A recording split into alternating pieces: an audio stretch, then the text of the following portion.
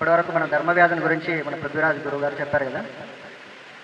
మరి ఇప్పుడున్నటువంటి సమాజంలో ఆయనలాగా మనం ఉండగలమా అంటే అప్పుడు ఆ కాలానికి అది ఉంది. ఈ కాలానికి ఎట్లా అంటే మనం ఉన్న దాంట్లో మనం ఏదో పొద్దున్నే లేచినామా, మన వ్యాపారం చేసుకున్నామా, వచ్చినామా, డబ్బులు వచ్చినాయా, లేకపోతే అప్పులు ఉన్నాయా, ఇవి కాకుండా ధర్మం కోసం మనం ఏం చేస్తున్నాం, మన సనాతన ధర్మం కోసం ఏం చేస్తున్నాం, మన సంస్కృతి కోసం ఏం చేస్తున్నాం, మన సమాజం కోసం ఏం చేస్తున్నామని ఆలోచించాలి. అది ఆలోచింపజేసేది, వికసింపజేసేవాడే గురువు.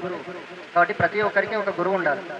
సో మనకు అందరికీ ప్రథమ గురువు ఎవరంటే శ్రీకృష్ణుడు. అంటే మనకు వేదాల్లో చెప్తారు కృష్ణం వందే జగద్గురు అని. అంటే సృష్టి అంతటికి కృష్ణ పరమాత్ముడు గురువు. ఆ తర్వాత ఋషి పరంపరలకు వచ్చినప్పుడు మనకు వ్యాస భగవానుడిని మనం గురువుగా స్వీకరించాలి. ఆ తర్వాత కాలంలో ఆదిశంకర్లు, రామానుజులు, మధ్వాచార్యులు, ఇట్లా ఆ ఋషి పరంపర ఒక్కొక్కరు ఒక్కొక్క సాంప్రదాయంలో, అంటే అందరూ ఇలానే ఉండాలి, ఇలానే చేయాలని వేదం ఎప్పుడూ చెప్పలేదు.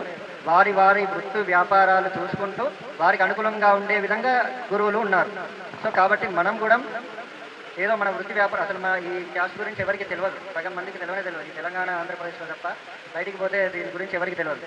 కాబట్టి దీన్ని కూడా మనం ఇంకా ముందుకు తీసుకెళ్లాలని మన శివకుమార్ గారు బ్రహ్మాండ సనాతన సంఘాన్ని ఒక అద్భుతమైన సంస్థను స్థాపించి ఆయన నిర్విరామంగా కృషి చేస్తున్నారు. ఆయన వృత్తి వ్యాపారాలన్నీ వదిలేసి మన ధర్మం కోసం ఆయన పనిచేస్తున్నారు. కాబట్టి మనం కూడా ఆయనకు సహకరించి, ఇప్పుడు మనం ఆయనకు సహకరిస్తే ఆయనకు వచ్చే లాభం ఏం లేదు, కాబట్టి మనకు లాభం, ఇంకోటి సమాజానికి లాభం. కాబట్టి మనం అందరం కూడా ధర్మాన్ని ముందుకు తీసుకెళ్ళే విధంగా కృషి చేయాలని అందరికీ కోరుకుంటూ జై శ్రీ